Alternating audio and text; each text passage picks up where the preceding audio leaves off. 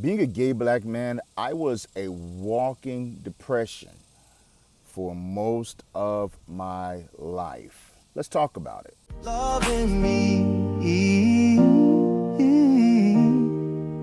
unconditionally. Hello, my freedom walkers, and welcome to day 8 of this 30-day challenge of loving me unconditionally. Today, I want to talk about decades of being a walking depression most of my life. I'm talking about 4 decades here. You know, as you know my story, if you watch some of my other videos, growing up, young, black, gay, religious, in the South, hiding it, had some very steep and complicated consequences and struggles and challenges that I've endured through my life. I remember being very young.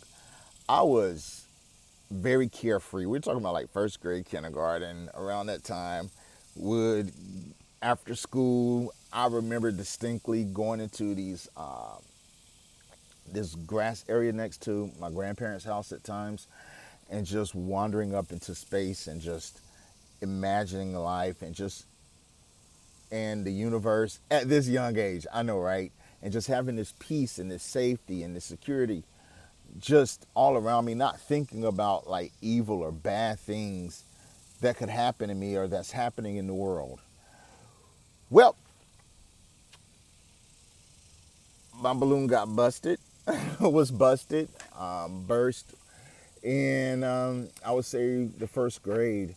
Was whenever I first started realizing that I may be different. I started my first feelings of low self-worth and low self-esteem. I remember picture day. You know, everyone takes these school pictures and you take the sample home, then you bring them the money back and you bring them home. So everybody was bringing their pictures home at the same time, because that was the day that we got them. And you know, I remember these two girls and saw my pictures and they started laughing, calling me yellow boy, big nose, big head, you name it. And everyone was laughing about it, and it became like a thing to tease me in first grade. All around, other students were calling me this just every day. Oh my gosh, it was like all the time, non-stop. And you know, you're around that age, you're 6, 7 years old, you're impressionable, and it basically marked this deep insecurity about how I looked throughout my life. Okay, because it wasn't just one time; it was years and years of hearing all these comments and just being dismissed or not a part of this group or not a part of that group because you don't look good enough or you don't act a certain way, or you know, and a lot of bullying.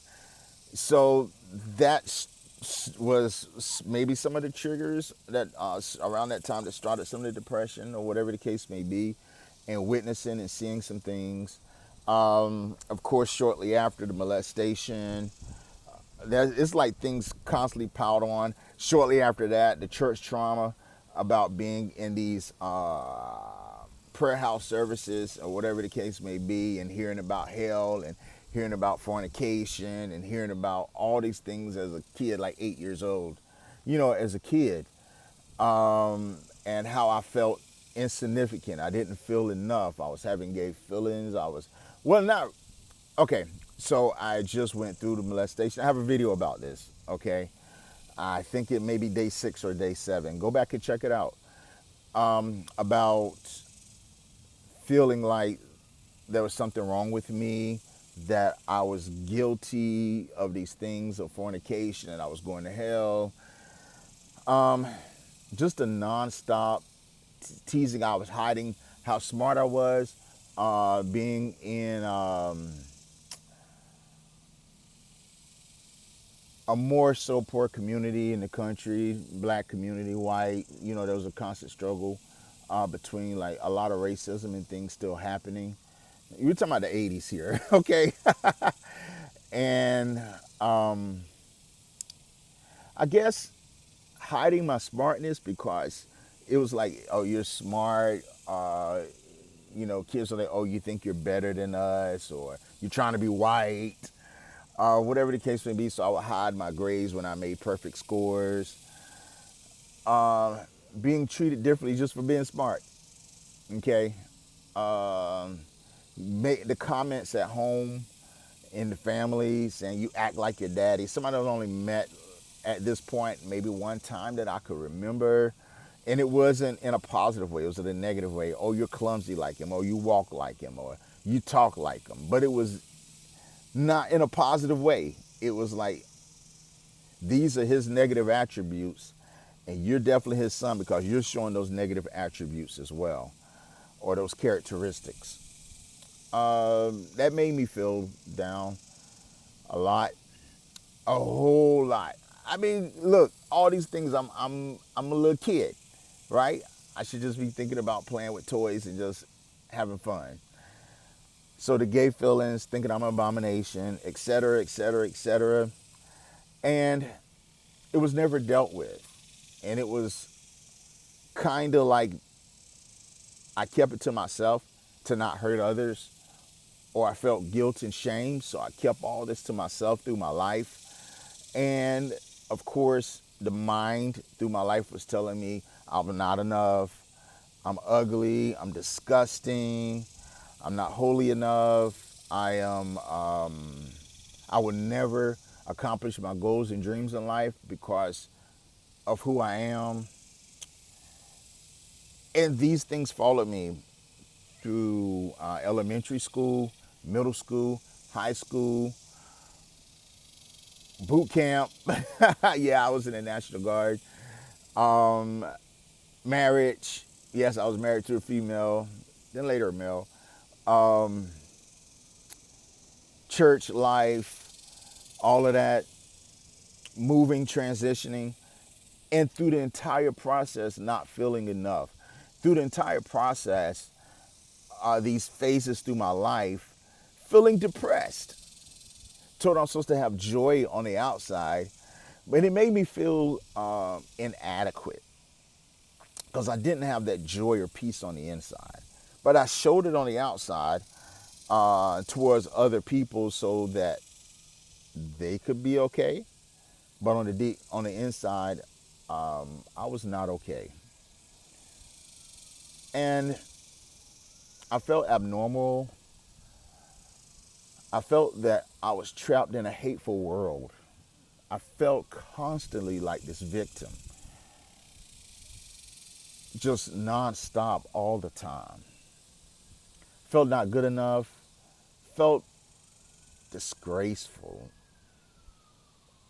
I felt like I disgraced or let down other people because I could never get out of this cycle of self-hate. I have a video about when I just would say I hated myself in the mirror. I would say I hate you over and over again. I felt unworthy as a human being. Yeah, even as a black man, that I just couldn't measure up. I felt alone. I was around other people, but I felt alone. I felt there was no one to confide in. I was, I felt like I was always in survival mode to protect myself from all these harms and dangers in the world and around me. I felt like people didn't have my best interests at heart. I was an empath, so I didn't understand, and I still am, but I understand boundaries now. But at that time, I didn't understand boundaries. So I was taking on other people's problems and emotions and making them mine, trying to solve and fix their problems for them, and then get blamed if their problems didn't work out. I felt bad for that. Like almost like a superhero type syndrome, I guess, where I felt like that I couldn't save other people. I did a lot, you know, but a lot of times it didn't fall through or I fell short. So I internalized their struggles and their pains and made them my own and blamed myself for it. I didn't realize I was chronically depressed. I just didn't realize it. I just thought it was just me and just how I'm supposed to be. I felt like almost like I'm supposed to be like a martyr. A lot of times in church, it was a lot of scriptures are saying that you got to learn how to suffer. That after you have suffered a while, then God will bring you joy. So I thought it was a meek and humble and thing to suffer, to go through, right? And that's how I felt. So I felt like I did have to suffer in order to be a good Christian. And then realized that I was suffering all along by my own will. Suffering, I realize is something. It's the perspective of how I choose to deal with challenges that has happened in my life. So I was guilty for being depressed, or felt guilty for being depressed about being depressed, right? Because I was like, you're not supposed to be like this. Just you have no faith, you have no joy. You're not a real Christian. You're not a real minister. You just sobbing around here, and you're constantly just in this cycle. And many people call it a pity demon. Yeah, you talk about suicide, people like, oh, we bind this pity demon, and it's like, okay, that's it. We can't ever talk about the fucking underlying issues here, like what is really going on in this person's life. Then you see it's a demon. It's a cop out. I believed that I look back now, I realize that's a cop out of people not really wanting to deal with people and really get to the real issues of their life. So let's just blame the devil. Let's blame a demon instead of really, really figuring out what's going on to make me a better person. Because believe me, baby, after the deliverance service, after the shouting, after the running around, after the screaming, after the saying, I love you, Jesus, 1,000 times in the service, by the next day, that issue was still there. And just saying, I love Jesus and God is going to bring me out is not enough when you had years and years stacked of trauma and things that you need help with. And it does not, and I'm realizing that a lot of times in religion is, especially Christianity, because that's what I know and understand, a lot of times is rife with this guilt and shame message, even in the healing process, right? This whole thing that you're lesser than or something's wrong with you because you are the way that you are. So I realized that I handed my life over to other people and just basically did what they said or what they told me to do, how I should be. I dimmed my light so that others can shine because I didn't really, although I ended up in the spotlight, sometimes I didn't want to be in that spotlight because I felt unworthy. And I felt that I wasn't good enough or I didn't reach up to the standard that is required or that I should be in order to actually be successful. In other words, I was punishing myself and telling myself that I shouldn't have nice things in life. I don't deserve. I am unworthy. I don't deserve success. I don't deserve freedom. I don't deserve love. And It was a walking thing in my mind. It was a constant thing just walking through my mind. And not only that, I lived like that. It's not something I just thought. I lived like it as well. I would have my head down a lot. I would be submissive a lot. I would keep my thoughts and my opinions to myself a lot. I was a people pleaser a lot. And I know I'm saying a lot, but that was the issue. That was the what I was going through. So I want to talk about the healing though. How am I healing now? Um, what are the steps that I'm taking to walk out of depression instead of walking in it? Therapy was key. Um, and finding a therapist who understands what you've been through. Surrounding myself with unconditional love. In other words, I don't have to be a certain way or act a certain way. I don't have to compromise who I am or hide who I am in order for other people to want to be around me. In order for me to want to be around me. First, I realized that I have to love being around me first, right? I have to love spending quality time with me, meditating. Shoot, I'll go to a movie, eat out dinner by myself. Like, oh, you went out by yourself? Oh, I would have went with you. Like, you don't understand.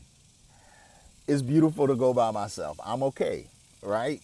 So I don't have to have other people's approval or have crowds of people around me to feel justified or validated. That's a good word. And who I am. I'm learning how to loosen up more. I'm still working on it. I have been a perfectionism, and there's a video that I'm going to talk about actually this week. Today is day 8 about perfectionism and how it almost destroyed my life. Look for that video, I'm telling you. But I'm learning how to loosen up more and not take myself or life so seriously. Like learning like joy and peace in life. Learning to just take a moment and enjoy the present. Stop being depressed about the past. Issues you can't change and issues that you need to stop feeling guilty about because it does not serve who I am now or serve my future. Stop worrying about the future, anxiety, and all these different things, right? And giving myself permission to love myself. Like I said earlier, I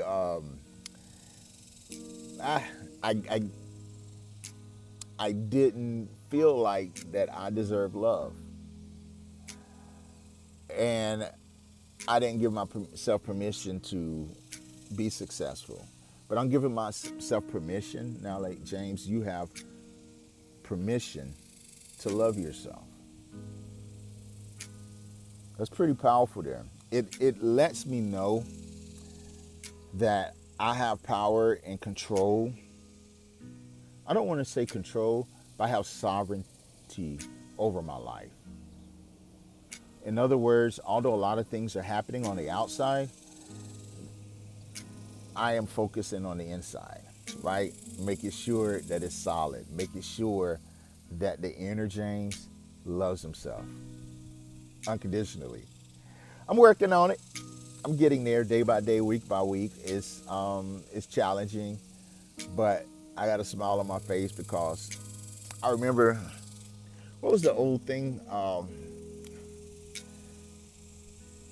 they used to say in the church? Oh, I may not be where I want to be, but thank God I'm not where I'm used to be, right? And whether you believe in God, whether you believe in source, creation, or nothing at all, whatever. But it's a lesson of gratefulness. I may not be where I used to be, and this is how I stay out of depression, but I look at where I am now and say, hey, You've accomplished so much. You've come through so much. You've been through so much, and you must be strong as fuck to still be here. Even in the darkest seasons, I was still worthy of light. I release the shame I carried in silence. I honor my story, and I choose to heal. One breath, one step, one day, and one truth at a time. So let's do this. We're going to close this out, and let's take a little moment to just take a deep breath. Inhale through your nose. Exhale through your mouth.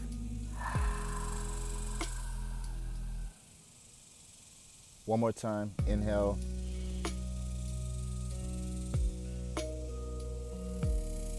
Exhale.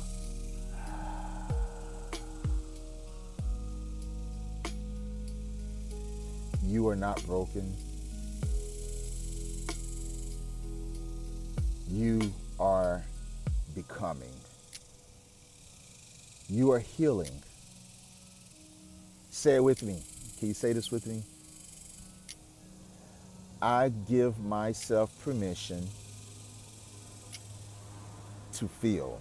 So, even in my darkest seasons, I was still worthy of light. I release the shame I carried in silence. I honor my story, and I change nothing of my past, but I choose to heal. One breath, one step, one day, one truth at a time. And let's just take a moment as we come to an end of this particular episode. I want you to help. Let's kind of just take a deep breath with your nose, and then inhale through your nose. Exhale through your mouth. Feels good, right? Let's do it one more time. Inhale through your nose.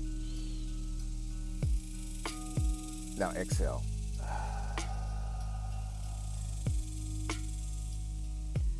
You are not broken.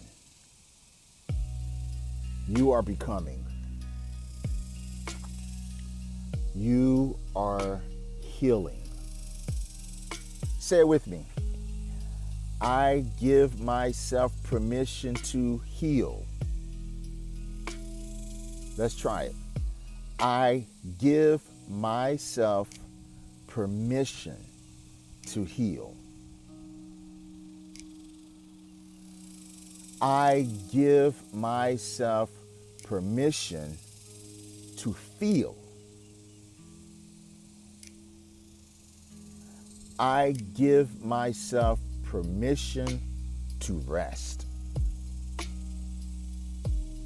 There you go. Yeah. And last one. I give myself permission to rise.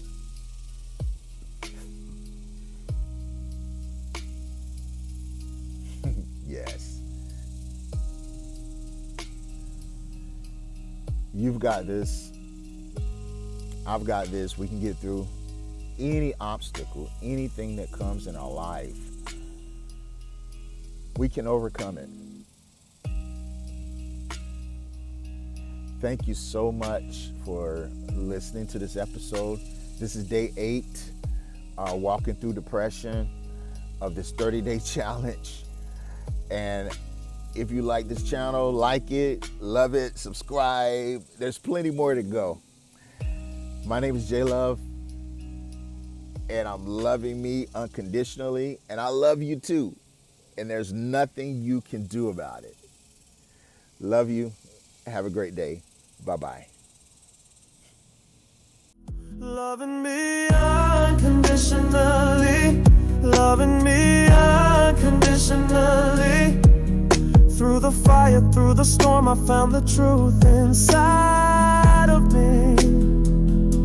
Loving me unconditionally, loving me unconditionally. No more shame, no more fear, I'm exactly who I'm meant to be.